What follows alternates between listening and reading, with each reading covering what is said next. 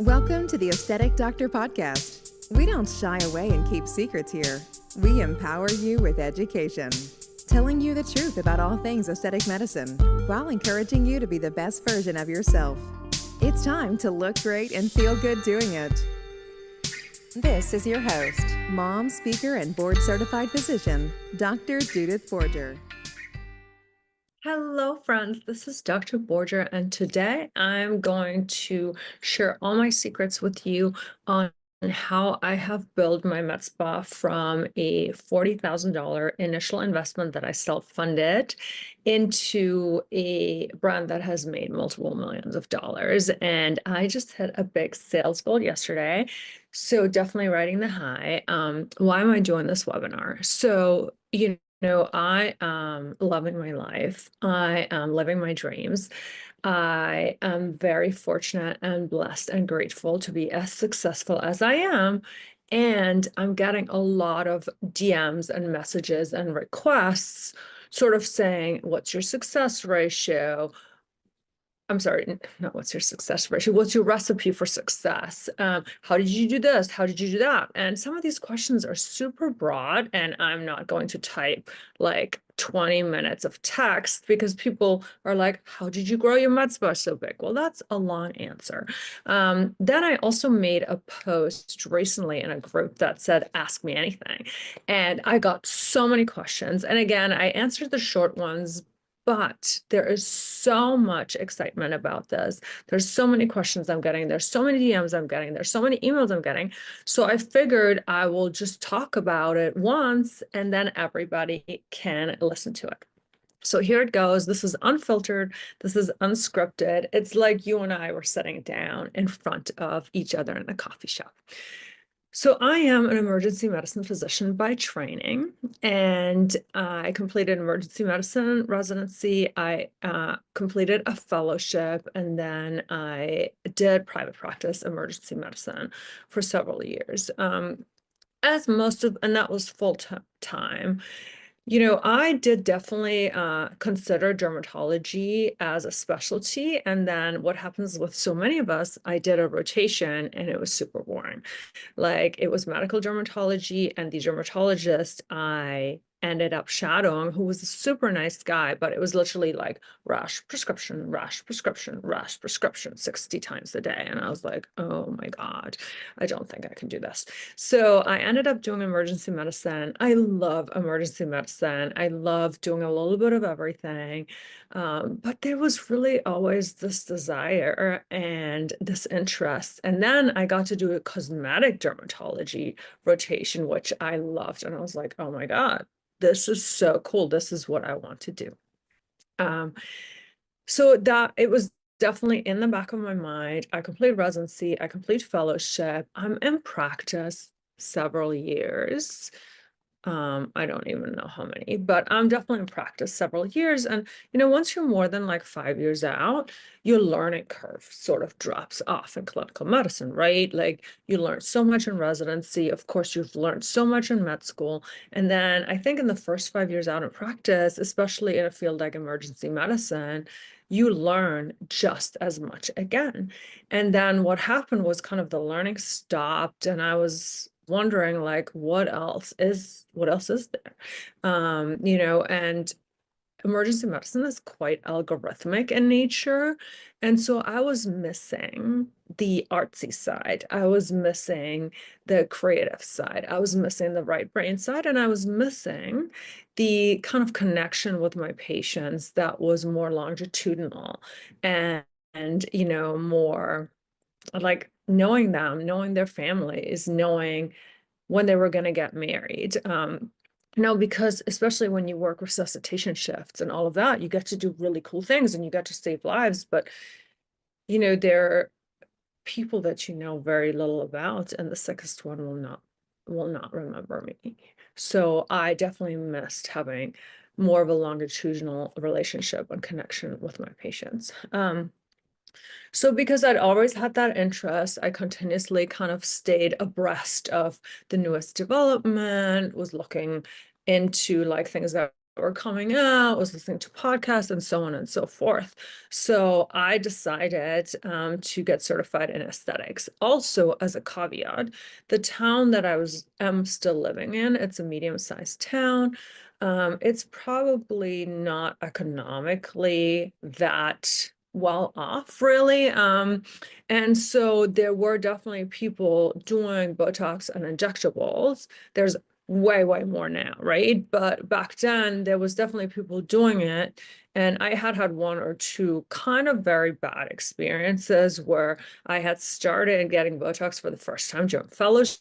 I was in my mid-30s during my fellowship. I had wanted at that time just to get Botox. And I think I got maybe one syringe of lip filler. So before I started in aesthetics, and I had gone to a couple local places, and every time, like, my eyebrows ended up wonky, or they would charge me for the touch-ups. It was just not what I was used to. So I was still driving actually an hour and 45 minutes to 2 hours to the dermatologist that I had started getting my Botox at during fellowship. So, I definitely felt like there was a need in my town, that even though there was a lot of people doing it, I had yet to have an amazing result. So I was like, oh, quality work needs to be done here.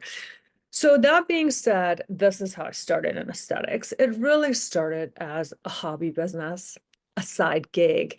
It wasn't really a big business at the time. So I got training with Dr. Lana Chuck in New York City. I was actually part of her first training class. She was a urologist that had transitioned into aesthetics when she kind of got forced out of her institution after she had, I think, a special needs kid. I'm not quite that sure about the exact details, but basically she was a urologist that got forced out of her urology position for personal reasons. And so she had started aesthetics, and she started some small group teaching for physicians only. I was part of her first cohort.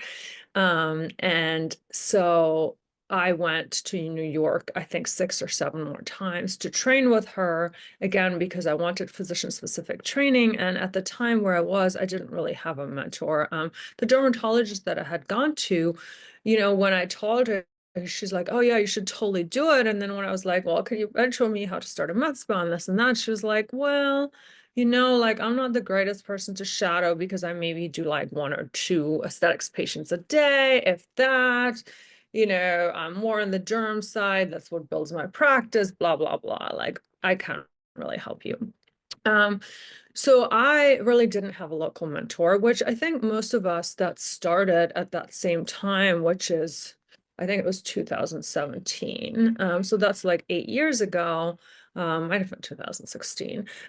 They couldn't really find physician mentors, right? And at the time there was still a little bit going on, where there was a little bit of a turf war between plastics and aesthetics, where a lot of the plastic surgeons were like, only plastic surgery or dermatology should inject. However, they're totally fine letting their nurses and nurse practitioners inject. While, I'm a physician, so I took training very seriously. Like I said, I told you in the beginning, I started with about $40,000. And really a lot of that money went towards flying to New York for 6 or 7 courses, because you have to pay for the courses, and then you have to pay for your injectables, and then you have to pay for your hotel and all of that stuff. And the rest of it went into things like a lawyer's fee to help me establish my PLC, and then buying my initial injection supplies, because as we all know, neurotoxins are expensive, and then you need supplies. So I started with about $40,000, self-funded. A lot of it went into training. The rest of it went into injection supplies, some legal things, and other supplies to start up. So that's how I started. And initially, like I said, it was a hobby business. I was doing it on friends and family. I was doing local Botox parties in the neighborhood or with people that I knew. I had people that I knew come to my house. And then I also sublet a small room out of a local hair salon that was trying to go a little bit more upscale into the spa population. But really, at that point in time, right, it was just me sort of injecting on the side, kind of getting very good at injecting because I trained so much. I took it seriously, but it wasn't that much of a business in the sense that, yes, it made a little bit of profit, but it wasn't anywhere close to replacing my income. I was still working full time. And as a big caveat, like, I, at the time, was the primary breadwinner for my family, and I still had a boatload of loans. So, if you are in a position where you don't have to provide for your family, where you have great savings, where you don't have loans, like, I'm all for it. Like, I want you to have every advantage to start a business, but that was really not my experience. So I had to earn money, provide for my family, pay off my loans, all of those things, because my husband was enlisted military, while sort of also doing this on the side and growing the business. But initially, I wasn't really worried about growing the business. It was really just an outlet. It was a hobby. I got to hang out with other women. I got to make them feel beautiful. I got to do something that I really enjoyed. Like, I didn't realize how much I really enjoyed the beauty, the artistic side, the procedures, like all of it. I really loved it. So it was just kind of a fun hobby side gig. Was I making a little money? Absolutely. But honestly, that money really went into more supplies. It went into covering my own procedures, and that was really it. So how did I go from that to the multi-million-dollar business that I have now? Well, it really started by putting myself in the right circles. So in 2020, I joined a physician coaching program, and I had gone through severe burnout also, and postpartum anxiety and depression with both my second and my third baby. And coaching really changed and saved my mindset and my life. I don't want to make too much of an aside, but like many of you, I was an overachiever. I really had deep, deep, deep self-image issues, just not feeling enough. I had not grown up in a household where I was ever told I love you or I was loved. So I'd never been told I love you. I sought validation in all the achievement, all the relationships, all the things. So coaching changed my life, and I've coached since. I'm a certified coach in multiple modalities. I'm also a subconscious healer, because subconscious healing and healing the enoughness wounds and the receiving wounds were really the step towards my next jump. But as part of that coaching program, there was also business coaching. And so I kind of got surrounded by people that were running like seven-figure businesses, physicians that were running seven-figure businesses, physicians that had sort of gone outside of that mold. And there was like a moment in time where I got coached and I realized, like, I didn't have a sales goal. I mean, yes, I was doing accounting, but basically just what came in, what went out, like, and I had no like growth plan. And it was like in that moment of time that I was like, damn, I love this business. Like, I actually love this business. I love doing this. I'm going to start running it like a frickin' business. And so I joined another physician coaching community. I joined physician entrepreneur communities. And ever since then, I have done so much learning on all the ins and outs of entrepreneurship, on marketing. Before that, I had focused mainly on aesthetics and on little things like, I had built my first couple of websites. I knew what a POS system was. Like, I was smart enough to calculate, like, what my cost per procedure was and all of that stuff. But it was more like the business was just happening, versus now I'm so strategic. I live from the vision into the now.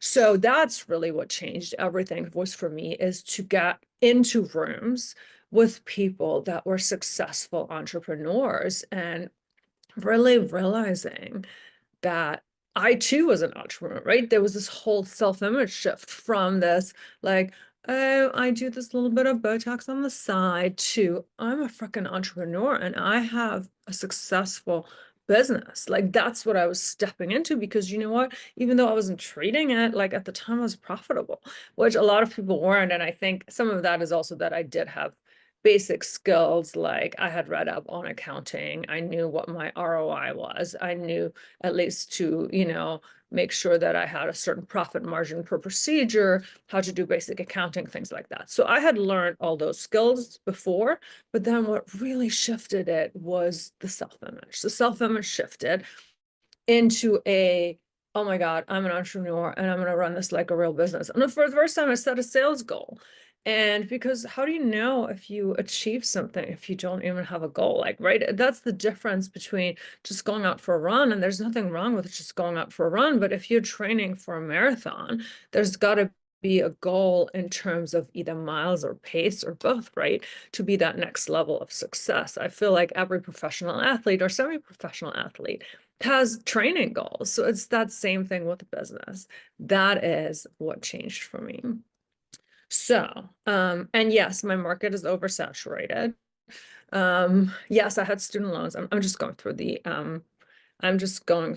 the questions that I got.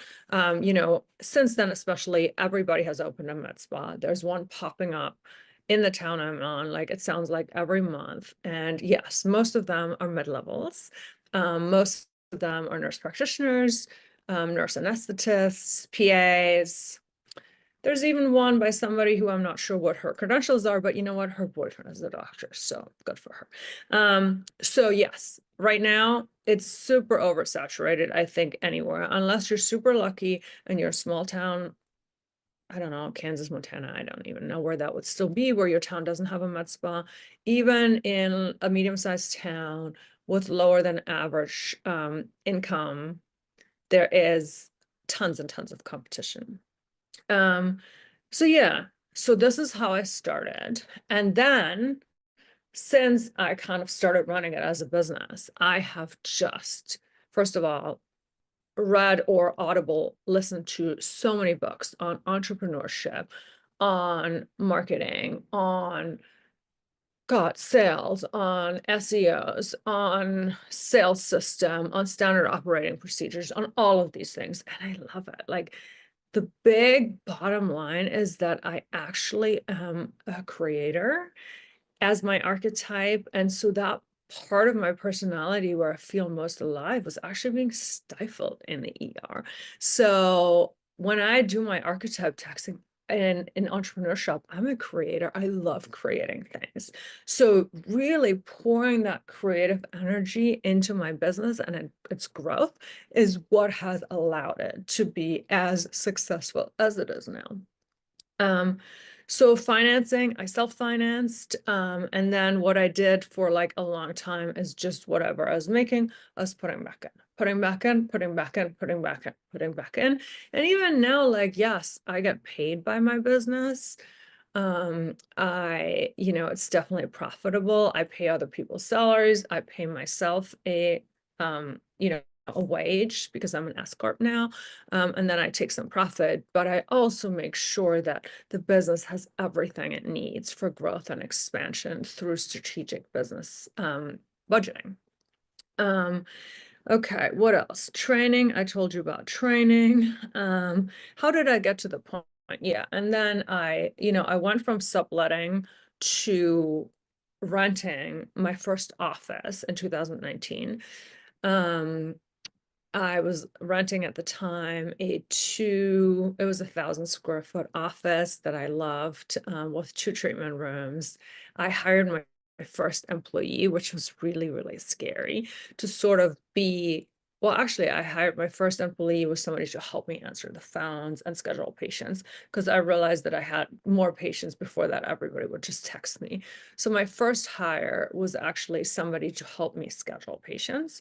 And then my second hire was an esthetician, and I W-2 guaranteed her hours. And I'm actually super proud of that during COVID, even though we were closed, she got paid her full salary because we obviously had to close. And now it has really grown to, I have another doctor working for me. I have a PA, I have a nurse who both does my lasers and does injectables. And then I have an esthetician, and I now have like 2 back-end people full-time, as well as a part-time person that does all my phones and scheduling, and a part-time project manager. So that's what, like 8 employees plus myself. And I'm super proud of the employer that I am, because especially also in aesthetics, I have taken them on retreats. I'm interested in their growth because I have such a growth mindset. They're all super happy working there. I haven't had turnover. I had turnover a couple of years ago, I think 4 or 5 years ago, with one esthetician that moved away due to her husband's job. And then I hired somebody else, and I had to fire her within 6 weeks because she just wasn't a fit. And then I had a second esthetician for a while, and I ended up firing her too because she was lying about her hours. So, but the team I have now, I have had all of them for, I think the latest one is 3 years. And the rest of them, no, that's not true. I hired a second back-end person, but that was an extra position I created. But everybody I have basically has been there for a while, and I'm really interested in their growth. I treat them really well. They get paid time off. They can take unpaid time off. This year I added retirement to their thing. So I'm really proud of the employer that I am.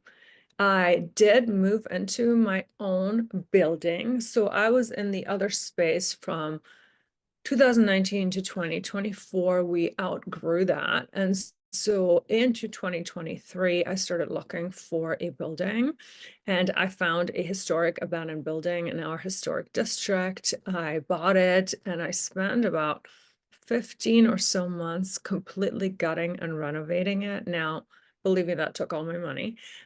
So I did drain all of my stock accounts for that renovation because it was 360 out of pocket for just the reno alone. And so, but now I own my own commercial real estate, and obviously I'm a super good tenant. I pay my rent on time. I don't destroy the building. So again, kind of creating success for me, that was the next level of success, other than that we had outgrown our space and we were growing. The fact that I wanted to own my own real estate, that was sort of the next step, is from renting to owning, because now I'm my own landlord and I'm appreciating on a building, and nobody will raise the rent also on my business by like 10% just randomly. So yeah, how did I get to this point? It's really, I think, a combination of, first of all, loving what you do. I love my business. I love our space. I love coming to work every day.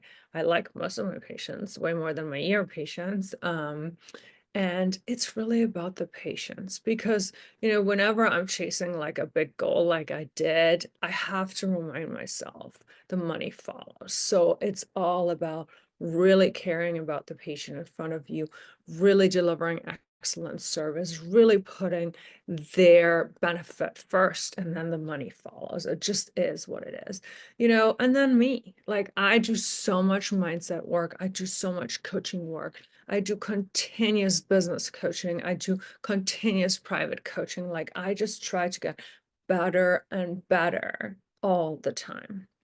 Let me see. So I think the recipes for success lays in you. And also I picked it because I loved it, and I grow it because I loved it, not because it's a way to grow rich fast. I think that's the other thing. A lot lot of people are like, oh, I just want to get out of the ER and I want to do something that will make me a lot of money. That's not the reason to start a business. The reason to start and grow a business is because you love the business. Because you know what? There's going to be times where you're not going to make money. There's going to be a lot of after hours you're going to put in. There's a lot of unpaid sweat equity.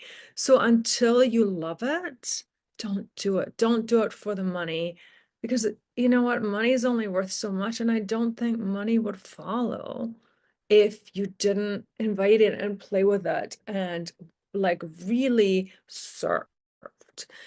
So, you know, if you're going to do a side gig, if you're going to do a side business, do something you're going to love and that you're going to show up to do, even on the days where you have your 5 most annoying patients on the schedule, even on the months where you're going to make a loss, even when your like other injector just broke a $12,000 handpiece that you now have to pay for. Does that make sense? Because it's not all easy. I'm looking at it from the perspective of success, but I have had like sleepless nights about how I was going to survive and pay my bills.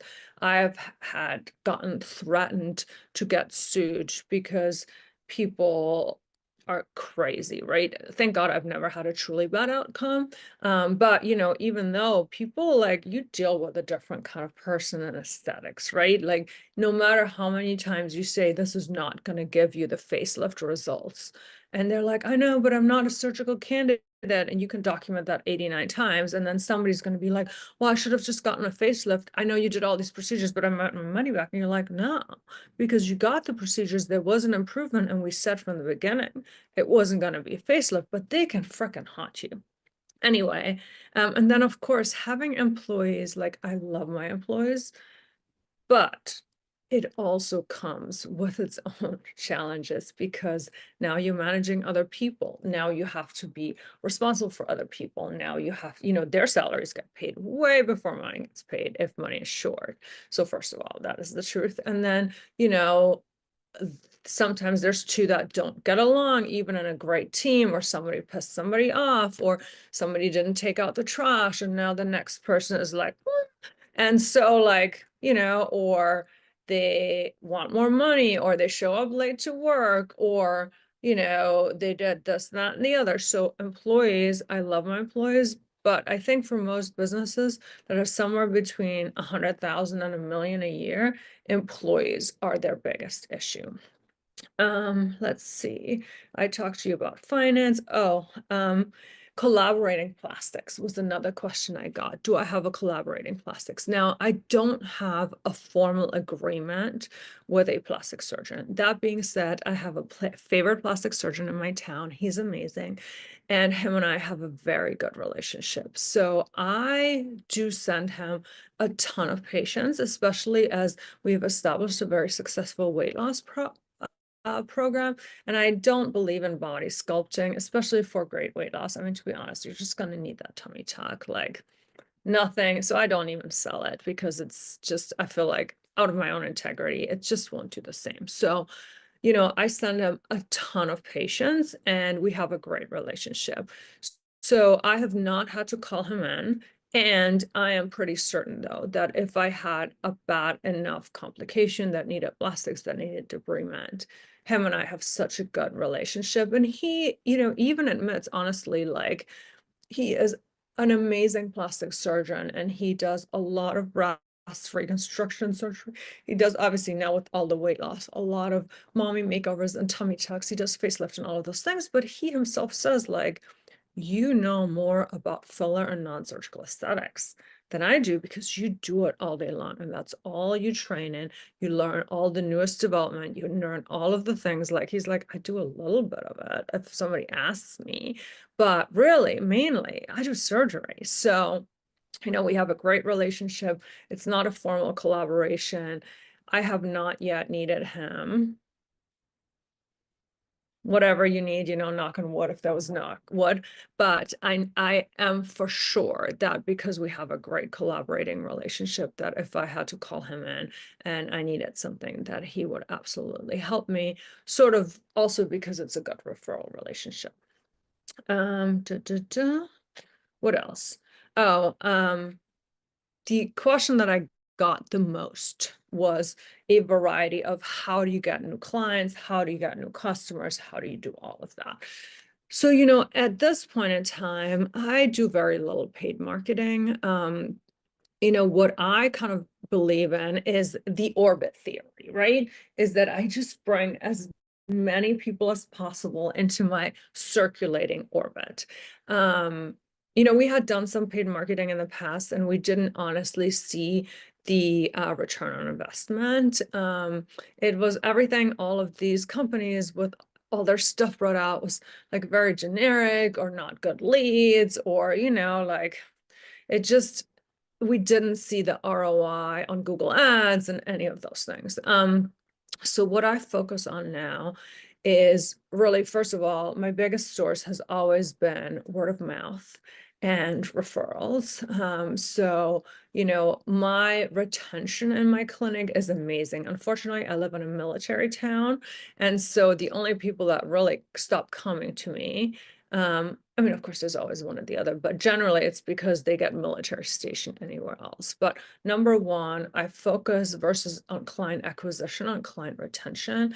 And our client retention rates are something that most businesses would just dream of. So number one is because it's all about the client, a culture of belonging, excellence in what we do, a boutique feel where they're really at the center. First of all, our client retention rates are through the roof. So once you become my client, if you still live in the same in the same area, you are very likely to stay my client. So number one, retention is a huge focus of ours. Number two, obviously we work on SEO, we work on Instagram, because of course what I do is very visual. So, we get a lot of clients from social media. And then we have excellent Google reviews. We have 5-star Google reviews. So that alone means that a lot of people that don't come referred, when I ask them, how did you find us? They were saying, oh, I Googled medspa, or I Googled Botox, I Googled laser hair removal. And when I looked at your reviews, they were just out of this world amazing. So that's why I chose to come to you. And then, I have a podcast that's top 5% global.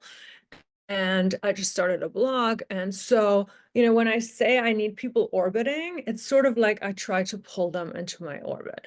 You might be in my orbit, you might have listened to my podcast, you might have seen something on social media, you might have seen me pop up in a group. And so once you're in my orbit, there's a lot of ways that I sort of believe in this orbit theory, that instead of having a clear funnel, you just kind of orbit, and then at some point you get attracted in. So I really think about the attraction orbit, right? That because I keep showing up and I keep being in all these places and I keep putting out content and I lecture internationally and I host the podcast and I get asked to guest speak all the time, that at some point this orbit, right, the like pull will pull you in, and when you need somebody, you're going to come to me. So that's really my main way that I get new clients. So let me just answer like one more question that I have not kind of answered, and I think it's a good question to close this webinar. Again, if there's more questions, like send them to me and I will do this again.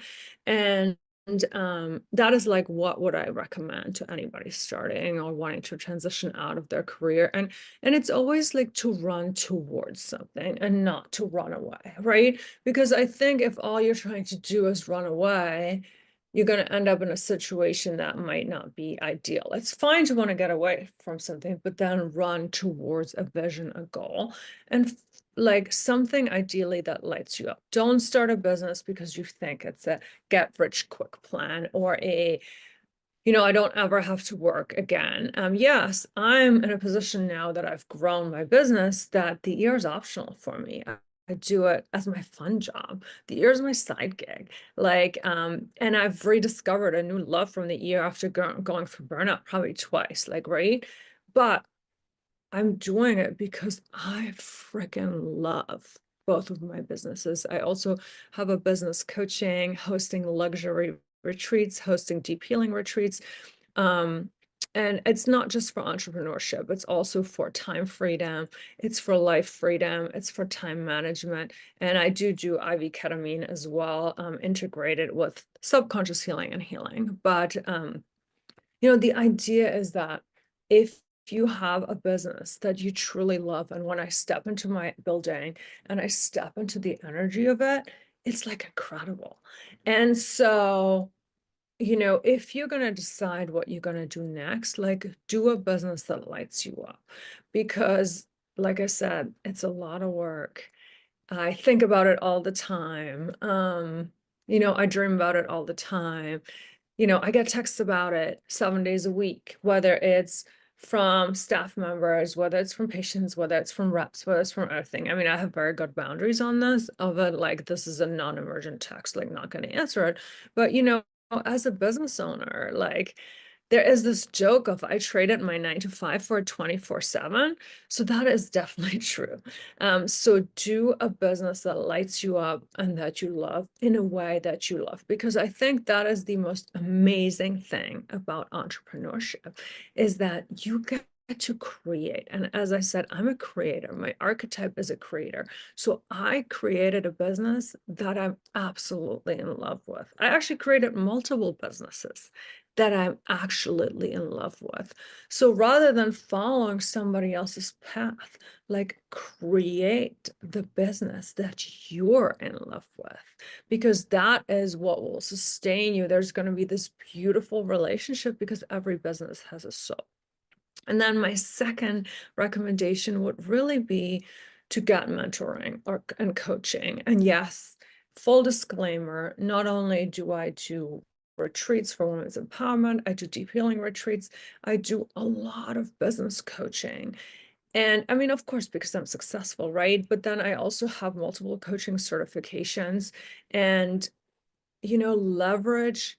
If somebody hires me to help them build or scale or get to the next level or solve a problem in your business, it's not money wasted. It's you're leveraging my mistakes, you're leveraging my experience, you're leveraging all the hundreds and thousands of hours that I've worked in this business to grow it, that I've studied, the multiple hundred thousands of dollars that I've paid my own coaches. So I think that will be my biggest recommendation if you want to grow or scale, like leverage to experience. I wish I would have had a mentor. As I said, back then I really didn't.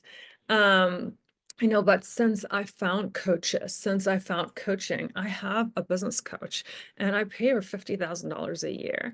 And I'm actually paying more for someone on one time in person with her, but it's so worth it because that's what's going to help me get from where I'm now to the next step, the next frequency, because she's there, right?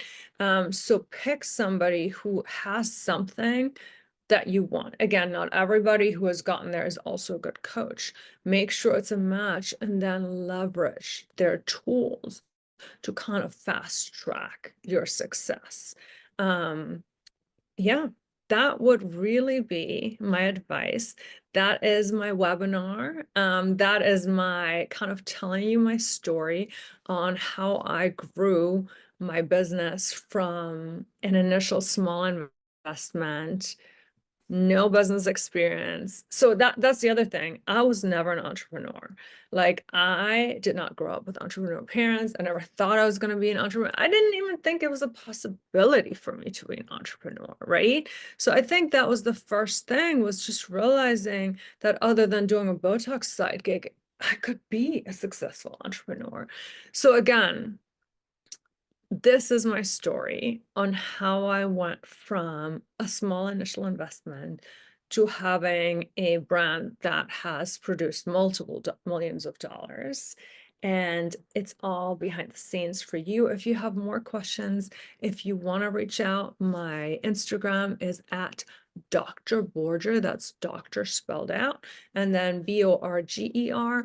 My coaching and courses website is www.theaestheticdoctor.com. That's trademark, The Aesthetic Doctor. And then I have a podcast where I talk about aesthetic medicine as well as life coaching, wellness, how to live your best life on your own terms. That's called the Aesthetic Doctor Podcast. And yeah, let's get into each other's orbits, and good luck with everything that you do. Bye. Thank you for listening to the Aesthetic Doctor Podcast with Dr. Judith Borger. We'd love to connect with you outside of the show. Follow Dr. Borger on Instagram at Dr. Borger, and find more online and ways to work with Dr. Borger at www.theaestheticdoctor.com.